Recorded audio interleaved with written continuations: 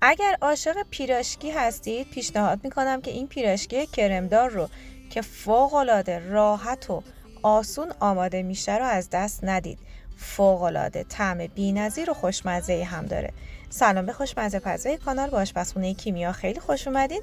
بریم که با هم این پیراشکی راحت رو آماده کنیم. اول کرم پیراشکیمون رو آماده میکنیم. 1.5 لیوان شیر رو داخل ظرف میریزیم به همراه 2 قاشق غذاخوری نشاسته ذرت و 2 قاشق غذاخوری شکر و نوک قاشق چایخوری وانیل. همه مواد رو روی حرارت کاملا هم میزنیم تا به صورت فرنی غلیظ در بیاد. به هیچ عنوان نباید از هم زدن دست بردارید. اینقدر هم میزنید تا به این غلظت برسه و بعد 1 قاشق غذاخوری کره رو در آخر بهش اضافه میکنید و از روی حرارت موادتون رو برمیدارید و اجازه میدید تا کمی خنک بشه. برای آماده کردن خمیر پیراشکی ما نیاز داریم به 1 عدد تخم مرغ و نوک قاشق چایخوری وانیل. یه مقدار اول تخم مرغ رو با همزن دستی هم میزنیم تا از حالت لختگی خارج بشه. بعد از اینکه تخم مرغمون رو یه مقدار هم زدیم، شکر رو به میزان 3 قاشق غذاخوری اضافه میکنیم. شکر رو با تخم مرغ حدود 30 ثانیه هم میزنیم تا یه مقدار با همدیگه ترکیب بشن. این پیراشکی همونطور که گفتم فوق‌العاده راحت آماده میشه و خیلی خوشمزه است. 50 گرم روغن مایه رو هم در ادامه اضافه میکنیم. یه مقدار هم میزنیم. زمانی که موادمون یک کم با هم مخلوط شدن، ماست تازه رو بهش اضافه میکنیم به میزان 125 گرم. بعد از اینکه ماست رو هم اضافه کردید، فقط در حد مخلوط شدن مواد رو هم میزنید. اگر عاشق این مدل پیراشکی، دونات و کیک های خوشمزه هستید، پیشنهاد میکنم که دیدن این ویدیو رو که لینکش رو این بالا با شما به اشتراک گذاشتم از دست ندید. مطمئنم که عاشقش میشید. بعد از اینکه موادمون یه مقدار با هم ترکیب شدند، 1 قاشق غذاخوری آب لیموی تازه رو بهش اضافه میکنیم و هم میزنیم و در آخر آرد و بیکینگ پودر رو اضافه میکنیم. حدوداً 350 تا 380 گرم آرد سفید نیاز داریم. 10 گرم بیکینگ پودر رو هم من اضافه کردم به همراه نوک قاشق چایخوری نمک و مواد رو میریزم داخل مایمون.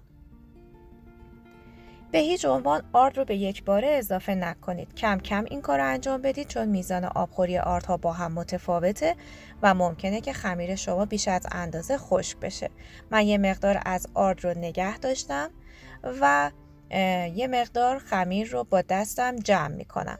شما باید خیلی کم خمیر رو فقط ورز بدید در حدی که خمیرتون جمع بشه و یه خمیر یک دستی داشته باشید. بعد خمیر رو روی سطح کار قرار میدم و اون رو به چند قسمت مساوی تقسیم میکنم. من چونه های 70 گرمی گرفتم و با این چونه های 70 گرمی حدود 11 تا 12 تا دونه پیراشکی داشتم. چونه ها رو کامل گرد کنید و کناری بذارید و اگر احساس میکنید که یه مقدار ممکنه که روند کارتون کند پیش بره، بهتره که روی خمیرتون رو با نایلون بپوشونید که سطح خمیرتون خشک نشه.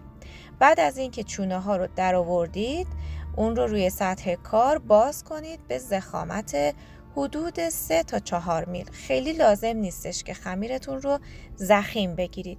زیر کار رو من یه مقدار آرد پاشی کردم تا راحت تر بتونم کارم رو ادامه بدم. خمیر رو که باز کردید، کرمتون رو بذارید روی خمیرتون و لبه های خمیر رو روی هم قرار بدید و خوب بچسبونید. حتما لبه های کارتون رو خیلی خوب و محکم فیکس کنید که موقع سرخ شدن لبه های پیراشکیتون از همدیگه باز نشه. من اول با دست کامل خمیر رو فشار میدم و بعد با کاتر دور اون رو مرتب میبرم تا صاف و یک دست در بیاد و بعد با چنگال خوب لبه ها رو به هم میدوزم. حتما روغن رو از قبل روی حرارت ملایم اجازه بدید تا کاملا داغ بشه.